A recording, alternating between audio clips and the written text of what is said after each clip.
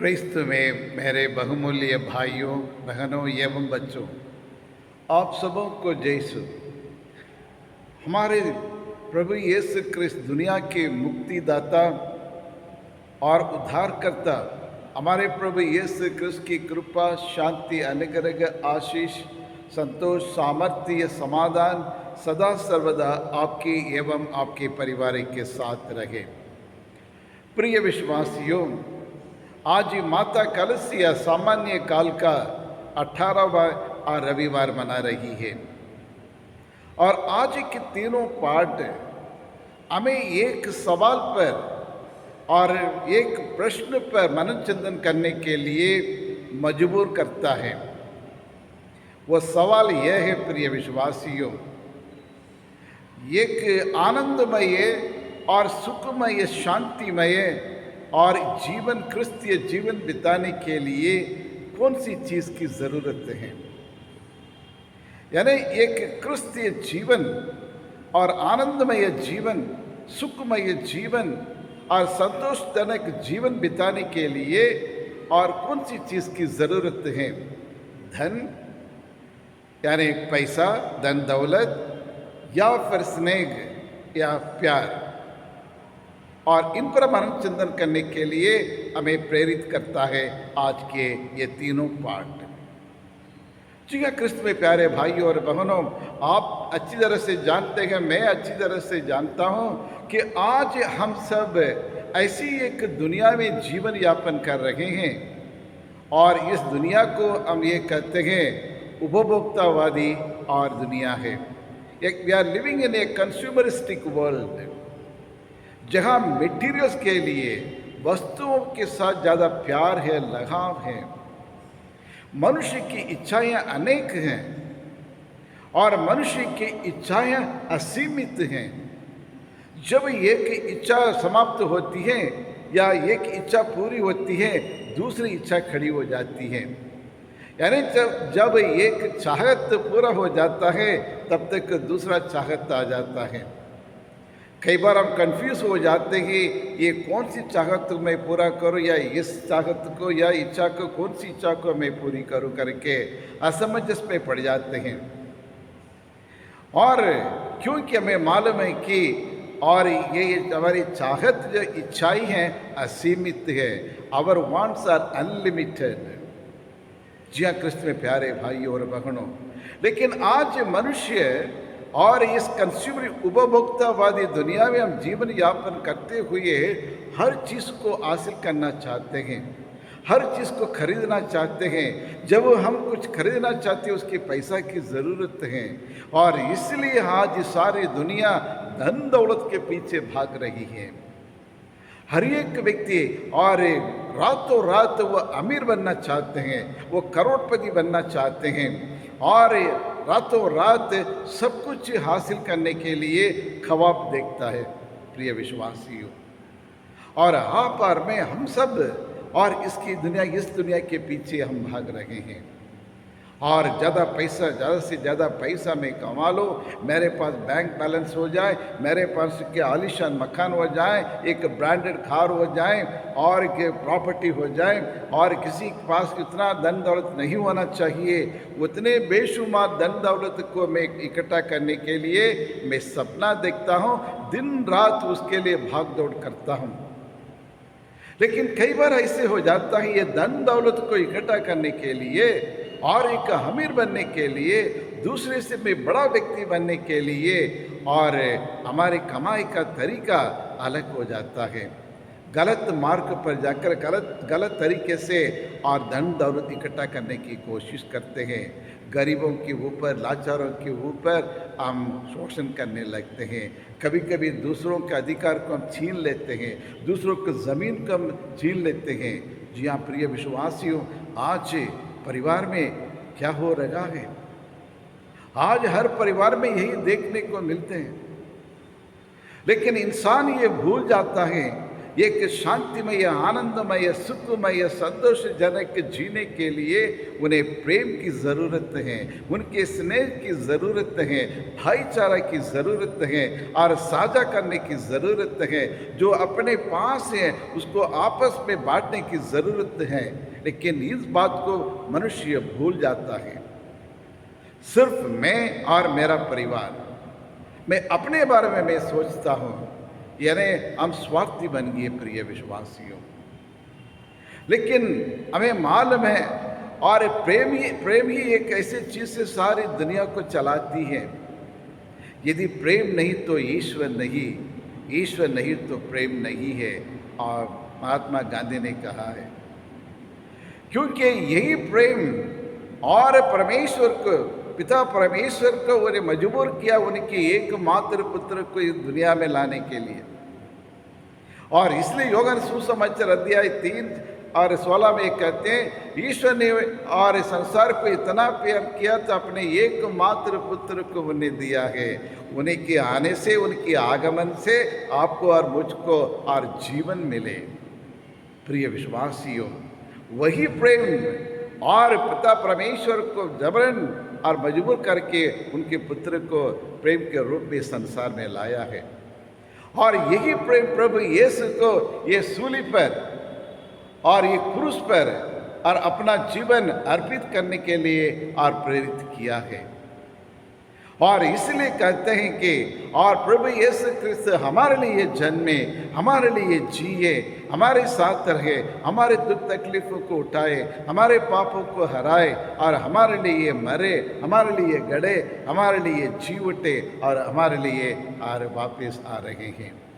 जी हाँ, क्रिस्त में प्यारे भाई और बहनों, पूरा प्रेम स्नेह है।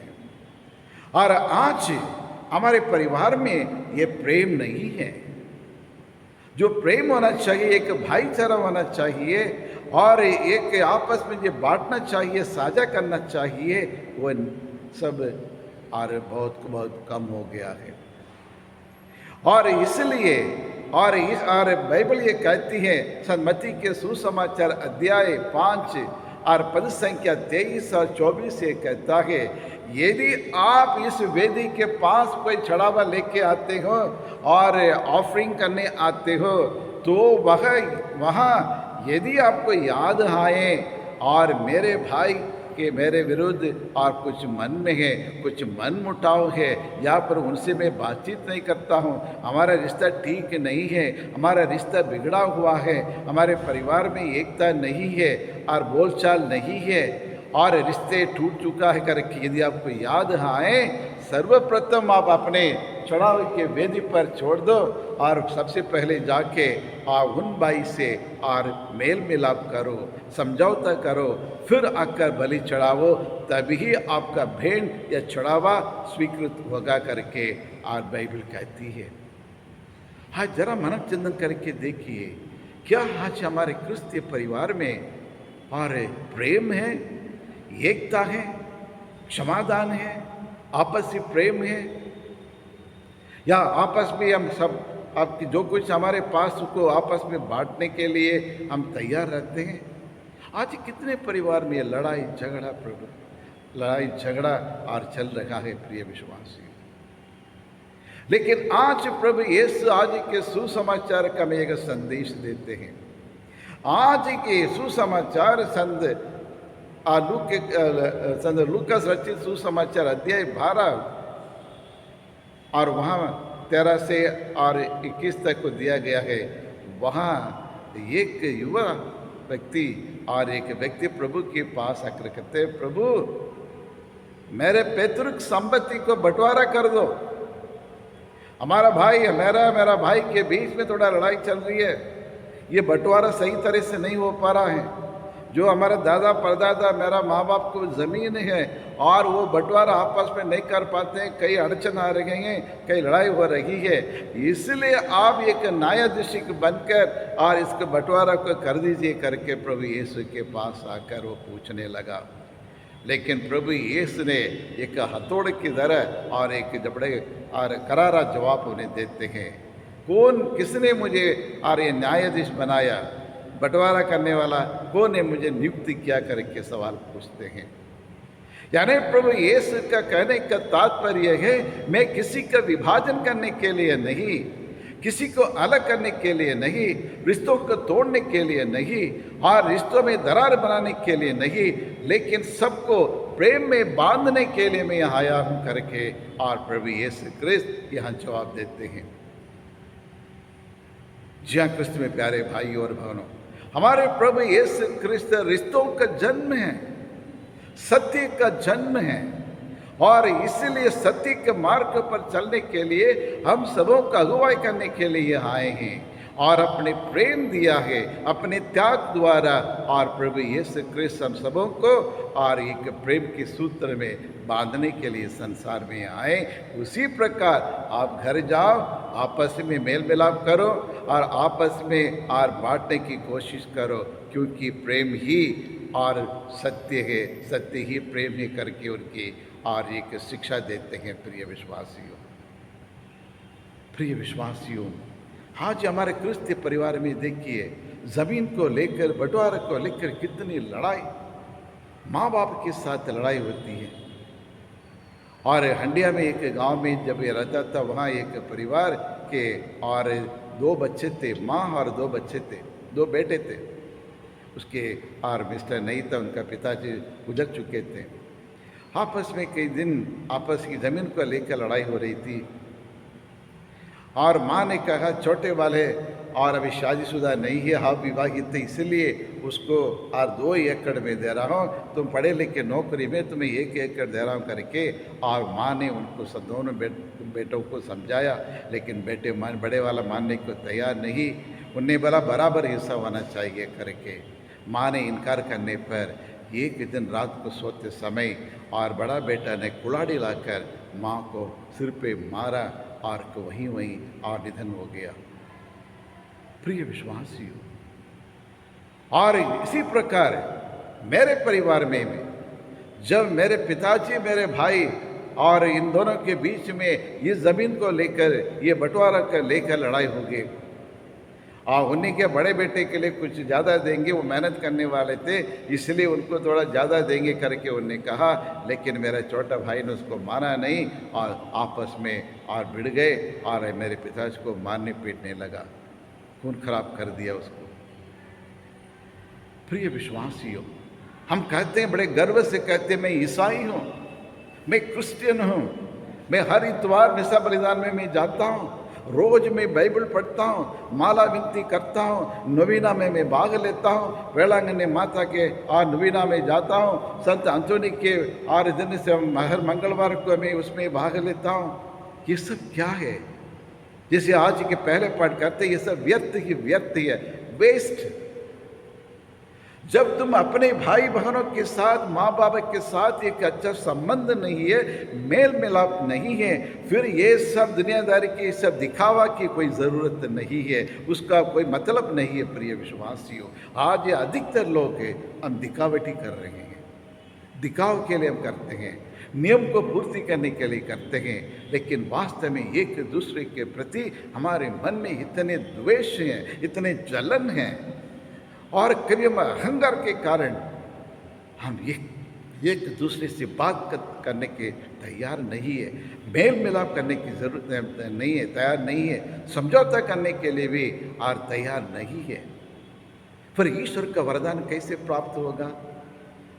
जी हाँ, क्रिस्त में प्यारे भाइयों और बहनों, पर आज के सुसमाचार के दूसरा भाग में और प्रभु यीशु एक और शिक्षा में देते हैं, वो ये है, इस संसार में जन्म लेने वाले हर एक व्यक्ति और दूसरों के प्रति चिंता और परवाह रखना चाहिए।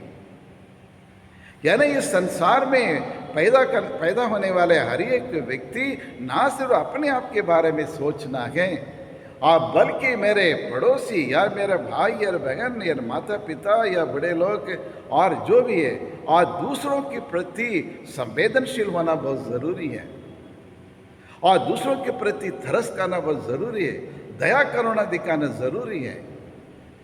और समाज के लाचार लोग, विधवा लोग, गरीब लोग, निर्दलीय लोग, तिरस्कृत लोग के प्रति हमारी भावना क्या है? हमने उनके लिए क्या किया है। और इसलिए प्रभु यीशु इस दृष्टांत के द्वारा एक शिक्षा देते हैं, दूसरों के प्रति और चिंता और एवं और परवाह रखना बहुत ज़रूरी है करके कहते हैं।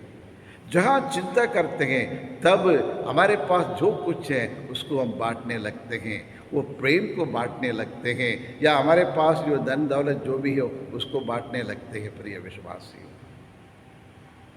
और तीसरी और शिक्षा यह है कि यदि ईश्वर ने आपको अच्छी नौकरी दिया है, अच्छे बिजनेस दिया है और आप अमीर हैं और आपके पास धन दौलत है, ये ना सिर्फ आपके लिए गलत है।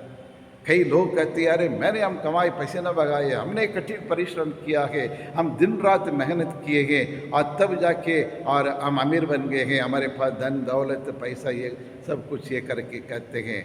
ना ना ना, ये नहीं, सब ईश्वर के द्वारा दिया गया वरदान है प्रिय विश्वासियों। ईश्वर ने आपको दिया है और इसलिए कोई संपत्ति कोई दौलत आपका ही नहीं है, ईश्वर का भी है। और ईश्वर ने इतने सारे बेशुमार धन दौलत और टैलेंट आपको दिया होगा, योग्यता दिया होगा, समय दिया होगा, नौकरी दिए होंगे, बिजनेस दिए होंगे, और इसका मतलब आप उसमें से दूसरों का भी हिस्सा है, गरीबों लाचारों का भी हिस्सा है उसमें है। और इसलिए इसलिए और क़यामत का और ये एक नियम है और कि हम दूसरों से बांट लें। जी हाँ प्रिय विश्वासियों, जितना हम दूसरों को देंगे उससे अधिक गुणा मात्रा में और ईश्वर आपके लिए, आपके परिवार के लिए, आपके बच्चों के लिए देगा। तो आइए इन सारी शिक्षाओं को और अपने हृदय में और उतारने की, हमारे जीवन में अमल करने की हम ईश्वर से प्रार्थना करें। हे सर्वशक्तिमान शाश्वत परमेश्वर, हम आपको धन्यवाद देते हैं प्रभु, आज और कल और हमेशा हमारे साथ रखने वाला परमेश्वर है। तेरे समान शक्तिशाली परमेश्वर संसार में नहीं है। आज ही हम पूरे दिल से, पूरे हृदय से हम आपको धन्यवाद देते हैं प्रभु। पल पल हमारे ख्याल रखने के लिए हम आपको धन्यवाद देते हैं, तेरी स्तुति करते हैं, तेरी आराधना करते हैं प्रभु। और तू ये संसार की देख रेख करने वाला परमेश्वर, हमारे हर ज़रूरतों को, आवश्यकताओं को पूरा करने के लिए संसार में आए हैं। हमने जो भी निवेदन आपके पावन चरणों में समर्पित किए, सब निवेदनों को स्वीकार करने के लिए हम आपको धन्यवाद देते हैं। और जिन लोगों की बीमारी से छुटकारा पाने के लिए प्रार्थना किया, आपने उन्हें चंगाई प्रदान किया है। अपने पवित्र हाथ रखकर उन्हें चंगाई करने के लिए हम आपको धन्यवाद देते हैं। जो इस वीडियो को देखते हैं, ईश्वर के वचन को सुनते हैं और उनके ऊपर आपके विशेष कृपा उतर आए, उस परिवार में सुख शांति उन्हें प्रदान करे और आपस से प्रेम दे प्रभु, आपस में एक साथ रहने के लिए और मेल मिलाप करने के लिए और उनके मन का परिवर्तन करने की कृपा प्रदान करें प्रभु। आज ही दुनिया के और हर देश में शांति बनाए रखने के लिए प्रार्थना करते हैं। आज मनुष्य के पास सब कुछ होते हुए भी हम अकेलापन का महसूस करते हैं। हम दूसरों की ख्याल नहीं रखते हैं, दूसरों की परवाह नहीं करते हैं। बुजुर्ग के लोग, हमारा बड़े माँ बाप की सेवा करने के लिए हम तैयार नहीं हैं। हम स्वार्थी बन गए प्रभु, और इसलिए आपकी कृपा से और ये अवगुणों को दूर करने की कृपा करें, ताकि हम क्रिस्तीय लोग, जिस प्रकार आप अपने जीवन को और हमारे लिए अर्पित किया है, वैसे हम भी परिवार में जहाँ भी हम कार्यरत हैं वहाँ एक दूसरे की उन्नति के लिए, विकास के लिए अपने हम निस्वार्थ भाव से उनकी सेवा कर सके, मदद कर सके प्रभु। हमारे बच्चों पर दया दृष्टि डाल और उन्हें अच्छी पढ़ाई करने के लिए ज्ञान विवेक उन्हें प्रदान करें। और यही प्रार्थना करते हमारे प्रभु यीशु क्रिस्त के द्वारा, आमीन आमीन।